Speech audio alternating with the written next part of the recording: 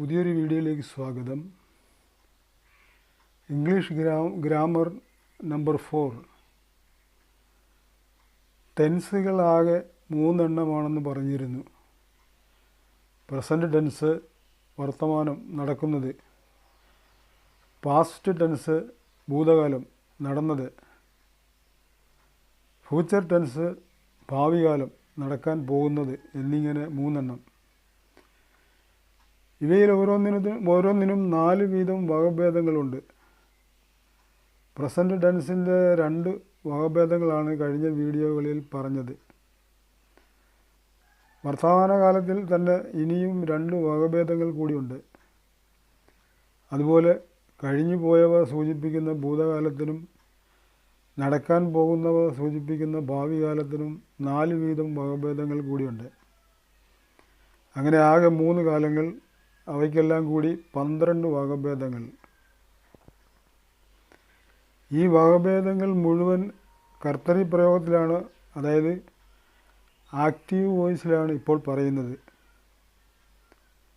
ഈ 12 എണ്ണത്തിനും കർമ്മണി പ്രയോഗങ്ങൾ, അതായത് പാസീവ് വോയിസ് കൂടിയുണ്ട്. ഈ പാസീവ് വോയിസ് എന്തെന്ന് പിന്നീട് പറയാം. കർത്താവിന് പ്രാധാന്യം കൊടുത്തുള്ള കർത്തരി പ്രയോഗത്തിലെ 2 വർത്തമാനകാല രൂപങ്ങളാണ് കഴിഞ്ഞ വീഡിയോകളിൽ പറഞ്ഞത്: simple present tense, present continuous tense എന്നിവ. ഇനി വർത്തമാനകാലത്തിൽ ശേഷിക്കുന്ന 2 വകഭേദങ്ങളിൽ ആദ്യം പ്രസൻറ്റ് പെർഫെക്റ്റ് ടെൻസ്, അതായത് സമ്പൂർണ്ണ വർത്തമാനകാലം എന്തെന്ന് നോക്കാം. സത്യത്തിൽ ക്രിയ പൂർത്തിയായിരിക്കുന്ന ഒരു കാര്യം പറയാനാണ് ഈ ടെൻസിനെ ആശ്രയിക്കുന്നത്. ക്രിയ പൂർത്തിയായിരിക്കുന്ന ഒരു അവസ്ഥയുണ്ടല്ലോ, അതാണ് പ്രസൻറ്റ് പെർഫെക്റ്റ് ടെൻസ്. അതിനൊരു ഉദാഹരണം പറയാം. The elephant has attacked farmer. ആന കൃഷിക്കാരനെ ആക്രമിക്കുന്നുണ്ട് എന്നും ചില സന്ദർഭങ്ങളിൽ അർത്ഥം വരാം.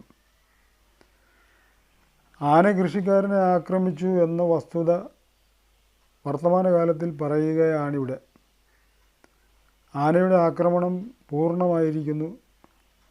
പൂർണ്ണമായ ആ ആക്രമണം ഇപ്പോഴും നിലനിൽക്കുന്നു. അതുകൊണ്ട് അത് വർത്തമാനകാലമാകുന്നു. The wild animal has intruded in human area. വന്യമൃഗം മനുഷ്യവാസ മേഖലയിൽ നുഴഞ്ഞു കയറിയിട്ടുണ്ട്.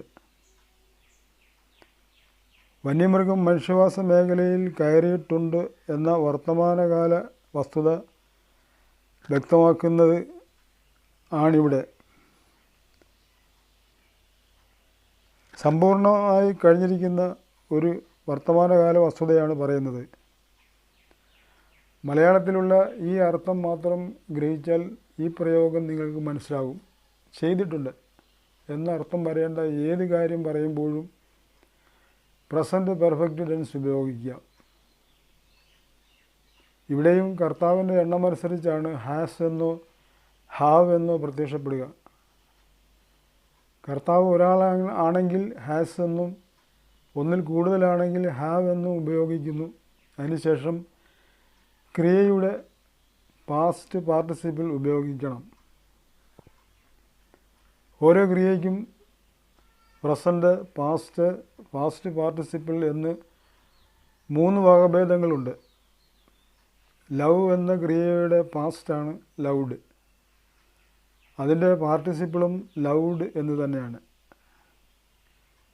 മിക്ക ക്രിയകളുടെയും കൂടെ ഡി എന്ന് ചേർത്താൽ ഭൂതകാലമായി. മിക്കപ്പോഴും അതുതന്നെ ആയിരിക്കും പാർട്ടിസിപ്പിളും. ഉദാഹരണം, ആസ്ക്. അതിൻ്റെ past asked,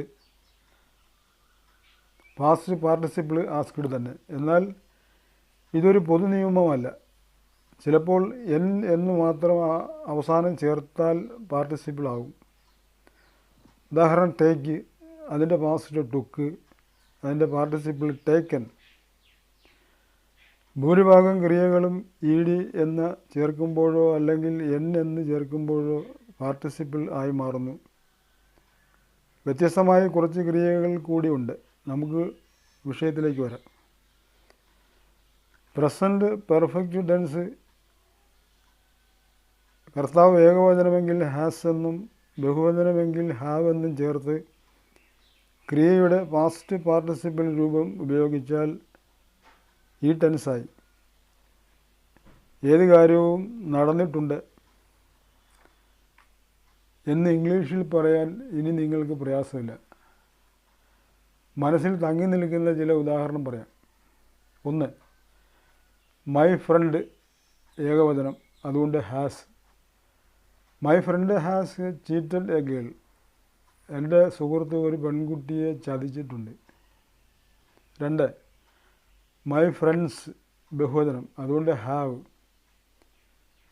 my friends have cheated A girl.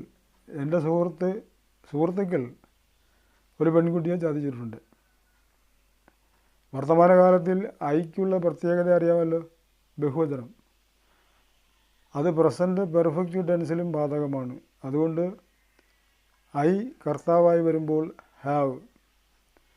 I have saved a girl.